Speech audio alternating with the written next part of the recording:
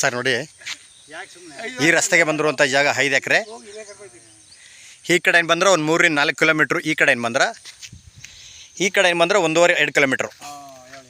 ಇದೇ ರಸ್ತೆನೇ, ಮುಂಡ್ ರಸ್ತೆ, ಒಂದು ಚೈನ್ ರಸ್ತೆ ಹೆಚ್ಚು ಕಮ್ಮಿ. ಈಗ 25-30 ಅಡಿ ರಸ್ತೆ ಬರ್ತದೆ. ಇದು ಲ್ಯಾಂಡ್ ಕಡೆ ತೋರಿಸ್ತೀನಿ ನೋಡಿ, ಇದೇ ಲ್ಯಾಂಡು. ಅದು ಮೇಲ್ಗಡೆ ರೋಡ್ ಇಲ್ವಂತ ಮರ ನೆಟ್ಟಿರೋದು. ಹಿಂಗೆ ಬಂದು ಲಾಸ್ಟು ಡೆಡ್ ಎಂಡ್ ಗಂಟೆ ಹೋಗ್ತಾಯಿತ್ತೆ ನೋಡಿ. ಹಿಂಗೆ ಬಂದು ರೈಟಿಗೆ ಕೆಳಗಡೆ ಬರ್ತದೆ ಡೌನ್ಗೆ.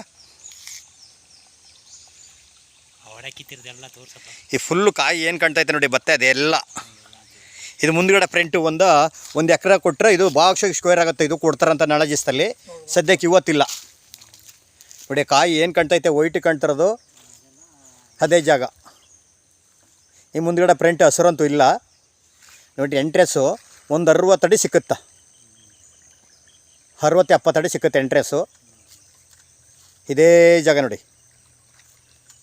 ಹಿಂಗೆ ಬಂದು ಫುಲ್ ವೈಟ್ ಏನು ಕಾಣ್ತೈತೆ ಆ ಕಾಯಿ ಕಾಣ್ತಾರ ಜಾಗನೇ. ಹಿಂಗೆ ಕೆಳಗಡೆ ಬಂದು ಫುಲ್ ಇನ್ನೂ ಕೆಳಗಡೆ ಬರ್ತದೆ ನೋಡಿ.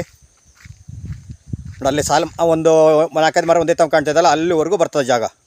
ಇದು ಮುಂದ್ಗಡೆ ಫ್ರಂಟ್ ಬೇರೆಯವ್ರದ್ದು. ಇದಿಷ್ಟು ಇದೇನಾರ ಕೊಟ್ಬಿಟ್ರೆ ಬಾಕ್ಸಿಗೆ ಸ್ಕ್ವೇರ್ ಆಗುತ್ತೆ ಜಾಗ. ಕೂತ್ಕೊಂಡ್ರೆ ಇಲ್ಲಿ ಒಂದು 10-15 ಎಕರೆ ಬೇಕಾದ್ರೆ ಜಾಗ ಮಾಡ್ಕೋಬೋದು. ಮುಂದ್ಗಡೆ ಎಂಟ್ರೆಸ್ ಮಾತ್ರ ಕಮ್ಮಿ ಇದೆ. ಒಂದು 60 ಅಡಿ 50 ಅಡಿ 60 ಅಡಿ ಎಂಟ್ರೆಸ್ ಸಿಕ್ಕುತ್ತಾ. ಒಂದು 20 ಎಕರೆ ಬೇಕಾದ್ರೆ ಮಾಡ್ಬೇಕಾದ ಇದೇ ರಸ್ತೆ. ಈ ಕಡೆಯಿಂದ ಹೋದ್ರೆ 1.5-2 ಕಿಲೋಮೀಟ್ರು ಹೈವೇಗೆ, ಕನಕಪುರ ಹೈವೇಗೆ. ಈ ಕಡೆ ಬಂದರೆ ಒಂದು 4 ಕಿಲೋಮೀಟ್ರ್ ಆಗ್ಬೋದು, 3-4 ಕಿಲೋಮೀಟ್ರು.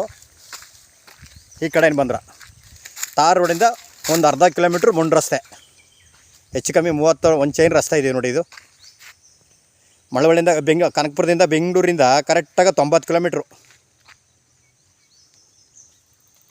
ಒಂದು ಫಸಲು ಗದ್ದೆ ಇದು, ಒಂದು ಫಸಲು ಅಣ್ಣ, ಒಂದು ಫಸಲು ಬೇಕಾದ್ರೆ ನಾಳೆ ದಿವಸದಲ್ಲಿ ತೋಟ ಬೇಕಾದ್ರೆ ಮಾಡ್ಬೋದು. ಇಲ್ಲೊಂದು 15 ಎಕರೆ 20 ಎಕರೆ ಬೇಕಾದ್ರೆ ಜಾಗ ಮಾಡ್ಬೋದು ನೋಡಿ. ಹಿಂದಗಡೆ ಕಾಣ್ತೈತೆ ನೋಡಿ, ಅಲ್ಲೊಂದು ಮನೆ, ಅದು ಬೆಂಗಳೂರಿನವ್ರದ್ದು, ಊರಿನವ್ರದ್ದು ಗೊತ್ತಿಲ್ಲ. ಅದು ಬೆಂಗಳೂರಿನವ್ರದ್ದು, ಅಲ್ಲಿ ತೋಟೆ. ಇದೇ ಜಾಗ ಮುಂದ್ಗಡೆ ಎಂಟ್ರೆನ್ಸ್ ಒಂದು 60-70 ಅಡಿ ಸಿಕ್ಕುತ್ತಾ ಈ ರಸ್ತೆಗೆ.